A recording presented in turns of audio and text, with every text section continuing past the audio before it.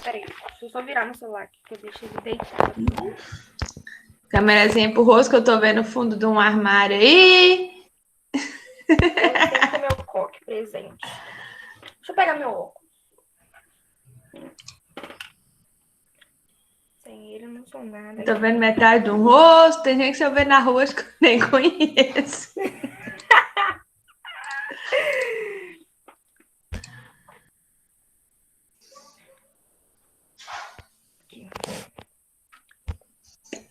Então, olha só. Vamos lá, então. Faltando a Ana Luísa e a Emily. Isso. Opa, abrindo o arquivo errado aqui. Olha só, a gente estava vendo, a gente viu na segunda-feira, né? A questão da influência da temperatura nas mudanças de estado físico. E aí, opa, chegou.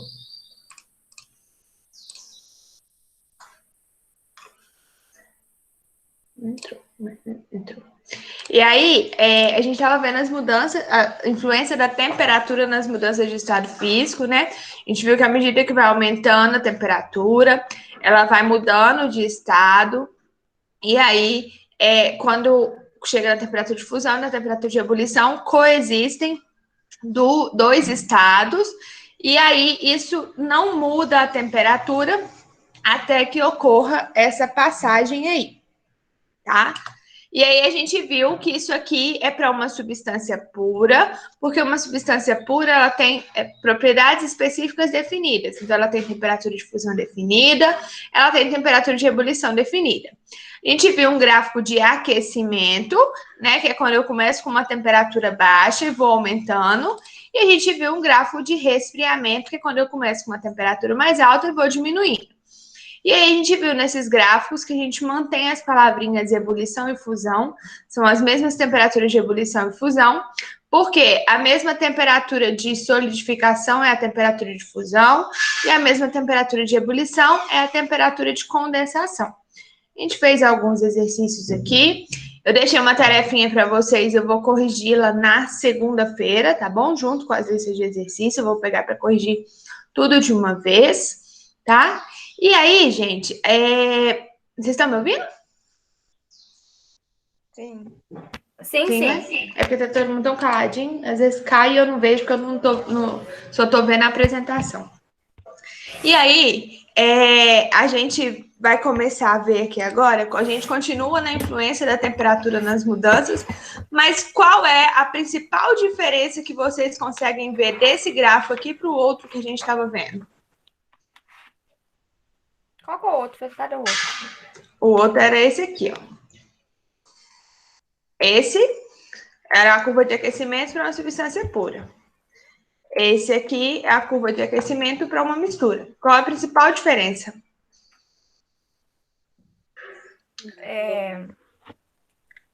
Tô sabendo explicar, não. A curva? Não. Não sei. Lembra que aqui a gente tem uma temperatura de fusão bem definida, tá vendo? Enquanto está acontecendo a fusão, a temperatura varia? Não. Ela é constante. Enquanto está acontecendo a ebulição, a temperatura varia? Não. Também não, ela é constante, né? E nesse gráfico aqui? Não tá, tá variando. Ela não está constante, né? Ela está variando. Mas vocês estão vendo que ela está variando menos do que quando eu tenho só uma fase, que eu tenho só o sólido, o líquido ou gasoso? Sim. Tá vendo que ela tá menos inclinadinha? Então, olha só, quando a gente bate o olho no gráfico, a gente consegue determinar se é uma substância pura ou se é uma mistura. Porque, diferentemente de uma substância pura, as misturas, elas vão ter faixa de fusão e faixa de ebulição. Porque o que é uma mistura, gente? É uma coisa com várias... Você misturou mais de uma coisa, não é? São aquelas perguntinhas óbvias, difíceis de responder. Você misturou mais de uma coisa, não é isso? Sim. E aí, por exemplo, lembra que a temperatura de ebulição e temperatura de fusão é uma coisa definida? Aham. Então, assim, cada substância tem sua temperatura de fusão, tem sua temperatura de ebulição. Aí eu estou misturando duas substâncias que têm temperatura de fusão diferente, temperatura de ebulição diferente. Então, não tem como eu ter uma temperatura de fusão fixa e uma temperatura de ebulição fixa. Vai ser, eu tenho uma temperatura de fusão variável e uma temperatura de ebulição também, que ela é variável. Eu tenho uma faixa aqui de ebulição e de fusão. E aí, só que essa faixa aqui, durante essa faixa, a mudança de temperatura, ela é um pouco mais amena do que quando eu tenho apenas um estado da matéria, sólido, líquido ou gasoso. Nessa transformação aqui, a gente tem uma inclinação da curva um pouco menor, porque essa mudança de temperatura, ela é menor, porque está sendo gasta energia para mudar de fase o seu sistema. Então, qual que é a principal coisa que a gente tem que bater o olho aqui no gráfico e saber? Se eu tenho temperatura de fusão e temperatura de ebulição constante, eu estou falando de uma substância pura. Se eu tenho temperatura de faixa de fusão e faixa de ebulição, e não temperatura de fusão e temperatura de ebulição, eu estou falando de uma mistura. Entendido isso aqui? Entendi. E aí eu trouxe aqui só o gráfico de aquecimento, mas vale para o gráfico de resfriamento também, tá? Então, em sistemas constituídos por mais de uma substância, isto é, uma mistura, a temperatura em geral varia durante as mudanças de estado. Por que eu estou falando que eu tenho que observar a faixa de fusão e a faixa de ebulição? Porque tem gente que não gosta de seguir regra. E substância, mistura, também tem hora que elas não gostam de seguir regra. Que é o que acontece com uma mistura eutética e uma mistura azeotrópica. O que vocês conseguem perceber de diferente aqui nesses gráficos?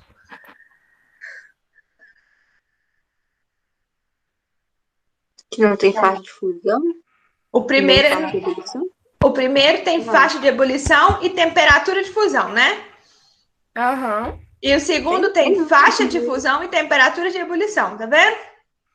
Sim. Os dois se tratam de misturas. Por isso que eu tenho que observar a fusão e a ebulição para informar assim, ó, é uma substância pura, ou ó, é uma mistura. Por quê? A mistura eutética é uma mistura que ela apresenta comportamento igual a de uma substância pura quando eu estou na fusão. Então, ela tem temperatura de fusão e faixa de ebulição.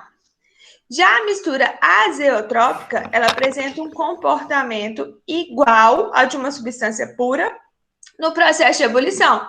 Então, no processo de ebulição, ela tem uma temperatura de ebulição fixa. E ela tem uma faixa de fusão. Então, por exemplo, se eu pegar um gráfico, por exemplo, de uma mistura eutética e pegar só até a fase líquida aqui, ó, eu só arrisco de falar que é uma substância pura. Só que não vai estar certo. Então, eu tenho que, para eu ter certeza, eu tenho que observar o gráfico inteiro, tanto a parte da ebulição quanto a parte da fusão. Se eu tiver qualquer faixa, seja de um, de outro ou dos dois, é mistura. Se eu tiver só temperatura de fusão e só temperatura de ebulição, é uma substância pura.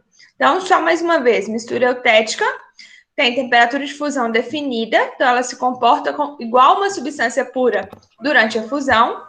E uma mistura azeotrópica, ela tem temperatura de ebulição definida. Então, ela varia como uma substância pura durante a ebulição. Uns nomes esquisitos, mas tudo bem até aqui? Ok, tá sim, professor. Então, olha só. Então, a gente encerra como que a mudança, como que a temperatura varia nas mudanças de estado. Uma outra forma da gente mudar os estados físicos da matéria é a pressão. E aí eu começo também com uma pergunta óbvia, mas difícil de definir. O que é pressão? É uma força. Não sei não, tá? Uma força que tem sobre algo? Não sei. É uma força que tem sobre algo. Basicamente é isso aí. Pressão, basicamente, é a relação de força sobre área. Então, eu estou aplicando uma força em cima de alguma superfície, em cima de alguma coisa, tá? No caso dessa pressão que a gente está falando de pressão atmosférica. Quem exerce essa pressão atmosférica, então? É a pressão que a camada de ar que está em cima da gente exerce sobre os corpos. Não sei se já, né, se vocês acompanham, enfim, Questão de jogo de futebol, quando o jogador vai jogar na Bolívia, vai jogar no Equador, que a altitude é muito maior do que aqui. Eles têm que ir antes para fazer um preparo físico, porque eles falam que o ar é... Eles falam não, porque o ar é mais rarefeito. Vocês já ouviram a respeito disso? Eles se cansam mais fácil. Vocês já ouviram a respeito disso? Eu já. Sim. Por quê? Lá a gente tem uma altitude maior e aí a gente tem uma pressão menor. Vou chegar lá. Então, olha só. Quando a pressão é grande, significa que eu tenho uma força grande. Vocês concordam comigo? Então, é mais fácil porque o gás, ele é um movimento desordenado e que ele ocupa todo o espaço que ele tem, não é? Sim. Vamos pensar assim, se eu tenho uma pressão grande sobre o líquido, vai ser fácil ou difícil ele passar para o estado gasoso? Difícil. Vai ser mais difícil, né? Então, quanto maior, e isso vale também para passar do sólido para o líquido. Então, quanto maior for essa pressão, mais difícil é a mudança de estado. E se é mais difícil, eu gasto mais energia. Vocês concordam comigo? Concordo. E aí, essa energia, geralmente na forma de calor. E aí, ele vai aumentar a temperatura de fusão e a temperatura de ebulição. E aí, uma outra observação é o seguinte: quanto maior for a altura, mais rarefeito é o ar. O que é ser rarefeito? Tem uma camada de ar menor. Se eu tenho uma camada de ar menor e é o ar que exerce a força para exercer a pressão, menor vai ser a nossa pressão. Tranquilo até aqui? Tranquilo. Então, olha só. Se eu tô... Vamos pegar aqui São Paulo, tá 750 metros de altura. Mais ou menos a altura de Viçosa. A Viçosa está 780, se eu não me engano. A gente tem uma coluna de ar aqui menor, então a pressão atmosférica aqui vai ser menor. Quando eu tô lá, por exemplo, em Santos, eu tô na praia, eu tô no nível do mar, eu tenho uma coluna de ar maior aqui. Vocês concordam comigo? Então, vamos supor que o ar vem do... A grosso modo, assim, digamos que o ar vem do céu. Então, se eu tô num nível mais baixo, a distância até no céu é maior. Vocês concordam comigo? Sim. Então, eu tenho uma coluna de ar maior e essa coluna de ar, então, ela vai exercer maior pressão atmosférica. Então, aqui vai ter maior temperatura de ebulição e maior temperatura de fusão. Aqui vai ter menor temperatura de ebulição e menor temperatura de fusão. Por exemplo, a gente está acostumado a falar que a água congela a quantos graus Celsius? 0. E ela entra em ebulição a quantos graus Celsius? 100. 100. Sempre? Sim? Não. Por que que não? Essa 0 e 100 graus Celsius, a gente fala que é a 1 atm de pressão. Ou seja, no nível do mar, a pressão atmosférica vale 1 atm. ATM é a medida da pressão, a unidade da medida da pressão, tá? Se eu subir aqui, eu tenho uma pressão menor, não tem? Tem. Então, fica mais fácil ela entrar em ebulição e entrar em fusão. Então, por exemplo, aqui em Viçosa, a água ferve a menos do que 100 graus Celsius. É muito menos, tipo assim, 80 graus Celsius? Não. É um 98, 99 ali. Nossa, mas é menos. Oi? Eu tava achando que era uma mudança significativa. Assim, Não. Mas é uma mudança. Porque, por exemplo, se você tá com um recipiente, você não sabe o que que é. Aí você vai lá e mede a temperatura de ebulição dele, deu 99,5. E aí você vai lá e mede a temperatura de fusão, deu menos 0,5. Você vai falar que é água? Pode ser. Pode ser, porque você tem que olhar qual que é a pressão, por exemplo. Então, naquela pressão ali, qual é a temperatura de fusão, qual é a temperatura de ebulição? Porque isso pode variar, tá bom? Ok. Peguem o livro de vocês aí, página 16.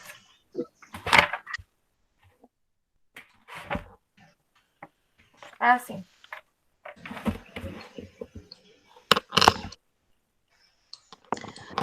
O último exercício aí.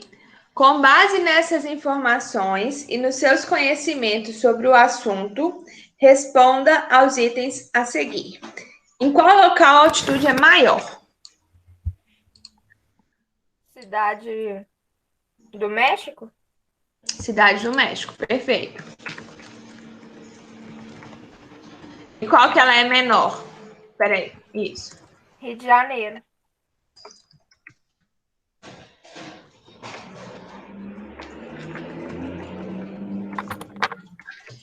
Em qual local a pressão atmosférica é maior, gente? Rio de Janeiro?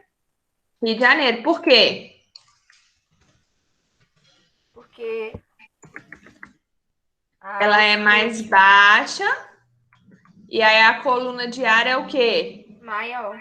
Maior. Então a pressão é maior. E onde que a pressão é menor, gente? Cidade do México. Cidade do México. Porque ela é mais alta e aí a coluna de ar é menorzinha. Qual é a relação entre altitude e pressão? Quanto maior a altitude, menor a pressão? Perfeito.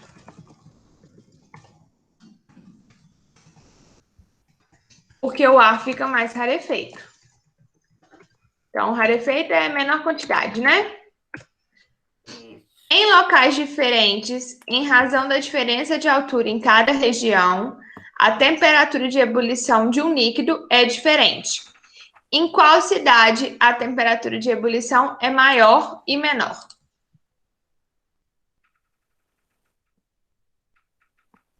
A cidade Eu do acho México que menor. do Rio de Janeiro é maior. E menor. Cidade do E, ó, México. por quê? Ué, então não entendi, não. Porque. Peraí, qual que foi a pergunta? Qual local a temperatura de ebulição é maior e qual é menor? Lembra que quanto maior a pressão, mais difícil a a mudança de estado, não é? Porque mais força tem que fazer. Se tem que fazer mais força, você tem que gastar mais energia. Para gastar mais energia, você gasta mais calor e aí você aumenta a temperatura de fusão e aumenta a temperatura de ebulição. Então, quanto maior a pressão, maior a temperatura de ebulição. Ou seja, o caso do Rio de Janeiro, ele tem menor altitude, maior pressão, portanto, maior temperatura de ebulição. Então, tipo assim, tem cidade, lugar que fica, tipo, abaixo do nível do mar? Tem, né? Tem. Oh, que Então, chique. nesses lugares, tipo, a temperatura de ebulição seria Maior maior. ainda. Maior ainda. Por exemplo, eu acho que Veneza, se eu não me engano, tá um pouquinho abaixo. Eles morrem de medo de lá inundar por causa disso? Não, É. Eu não sei se tá abaixo. Eu acho que ela tá abaixo. Ou tá abaixo ou tá no nível. Mas eu acho que Veneza é uma cidade que eles têm medo de alagar, essas coisas, de inundar e sumir a cidade, se eu não me engano. Eu não tô falando besteira. Qual é a temperatura de ebulição da água pura no Rio de Janeiro, gente? 100 graus? 100 graus Celsius. Porque é nível do mar é 1 atm e a 1 atm a temperatura é 100 graus Celsius. Tranquilo aqui? Tranquilo.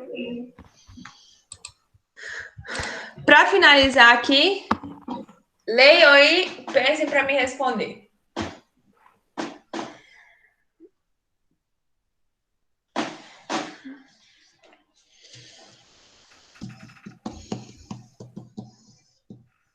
É, porque é mais rápido que a de pressão. Também Uhum. acho. De pressão. Cozinha mais rápido. Pressão. E eu acho, né? E ferve mais rápido a panela comum, eu acho. Tá. Por quê? Porque a panela de Porque pressão. a De pressão é isso aí. Oi? É porque a panela de pressão, a pressão é maior. Então. Então a temperatura de ebulição é maior, não é? É, mais Então, rápido. olha só. E aí ele vai cozinhar mais rápido. Só que a água vai demorar mais para ferver, porque ela vai demorar mais para chegar na temperatura, não é isso? Sim, Uhum. sim. Quando eu tenho a panela comum, a água ferve mais rápido porque a temperatura de ebulição é mais baixa, ela chega mais rápido na temperatura. Só que como a temperatura dela está mais baixa, o alimento vai demorar mais para cozinhar. Então, ó, a água demora mais a ferver na panela de pressão, a água ferve mais rápido na panela comum. Por quê? Por causa da temperatura de ebulição, né? Como eu tenho uma pressão maior na panela de pressão, a temperatura de ebulição vai ser maior. Eu tenho maior temperatura de ebulição na panela de pressão e menor temperatura de ebulição na panela comum. Por isso, o alimento cozinha mais rápido na panela de pressão e o alimento demora mais para cozinhar na panela comum. Tranquilo? Tranquilo. Então tá bom. E aí a gente encerra esse conjunto de slide aqui. Por enquanto, química não teve muita complicação, não. Física a gente já começou a complicar um pouquinho mais, né? A química tá bem mais fácil, misericórdia. Vou começar esse conjunto de slide aqui, bem de levinho para vocês, mas igual eu tenho sempre feito, na hora que eu começo a próxima aula, eu dou uma voltada no conteúdo, dou uma pincelada no conteúdo da aula anterior. Tranquilo? Tranquilo. Até agora, a gente viu matéria. O que é matéria, gente? Qual que é a definição de matéria? Vocês vão lembrar? Tudo que tem massa e ocupa lugar no espaço. Perfeito. Tudo que tem massa e ocupa lugar no espaço é a definição de matéria. E aí, gente, a gente viu o gráfico, depois a gente vê a definição. Vocês não me fizeram a pergunta, a gente vê o gráfico de substância pura e mistura. Mistura vocês já conseguiram definir. E substância pura, imagino que vocês também saibam o que é. É uma coisa que não está misturada, né? Sim. Então, substância pura vai ser aquilo que apresenta apenas um tipo de substância, e aí ela tem temperatura de fusão e temperatura de ebulição constante, e tem densidade característica. Temperatura de fusão, temperatura de ebulição e densidade são propriedades o quê, gente? Gerais ou específicas? Específicas. Específicas. Cada substância vai ter sua temperatura de fusão, sua temperatura de ebulição e a sua densidade. Só que, além disso, a substância pura, ela ainda se divide em substância simples. E o que vai ser essa substância simples? Ela vai apresentar somente um tipo de elemento químico. Aí agora a tabela periódica a gente ainda demora um pouquinho para começar a mexer com ela, mas a gente ainda vai começando a se familiarizar aí com os elementos. Então, por exemplo, o gás hélio, se eu pegar o gás hélio, ele só tem um tipo de substância, que é o hélio. E aí, a molécula de hélio, ela é um átomo de hélio só. E aí, gente, quando eu falo um tipo de elemento químico, é porque eu tô falando, por exemplo, só do hélio ou só do oxigênio. Mas vai ter caso aqui, tá vendo? Ó, O2, O3. A moléculazinha, ó, no caso do gás oxigênio, que é esse que a gente respira, ele é formado por 2 átomos de oxigênio. No caso do gás ozônio, que é o da camada de ozônio, que protege a gente dos raios ultravioleta, ela é formada por 3 átomos de oxigênio.